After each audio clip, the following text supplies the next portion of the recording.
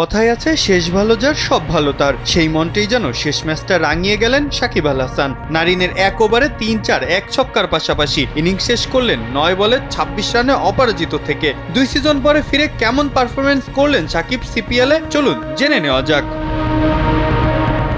এলিমিনেটরে তার দল ট্রিনবাগো নাইট রাইডার্সের কাছে 9 উইকেটে হেরে বিদায় নিয়েছে। তবে লিগ পর্বের 10 ম্যাচের সঙ্গে এলিমিনেটরের ম্যাচ সব মিলিয়ে 11টা ম্যাচেই মাঠে নেমেছেন সাকিব। ব্যাট হাতে 10 ইনিংসে করেছেন 180 রান, গড়টা ছিল 20।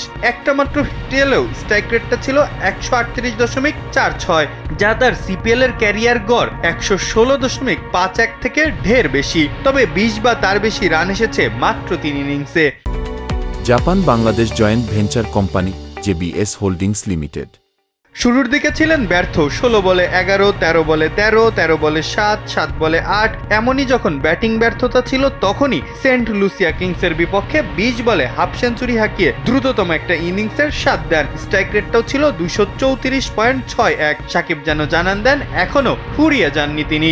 এলিমিনেটরেও শেষ বেলায় একটি ঝলক দেখিয়ে গেলেন, দুর্দান্ত ক্যামিওতেও যদিও দলকে বাঁচাতে পারেননি তিনি।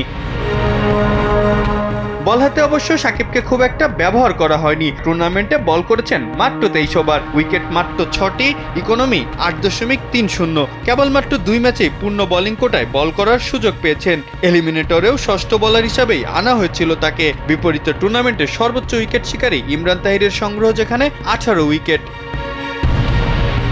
সাকিব এর আগেও সিপিএলে খেলেছেন বারবাডোস, জামাইকা, গায়ানার হয়ে। এবারের ষষ্ঠ মৌসুমের অধ্যায়টা শেষ হলো অ্যান্টিগার হয়েই। রান সংখ্যার হিসেবে এটিই তার সেরা মৌসুম হলেও বলার সাকিবকে এবার পাওয়া যায়নি প্রত্যাশিতভাবে।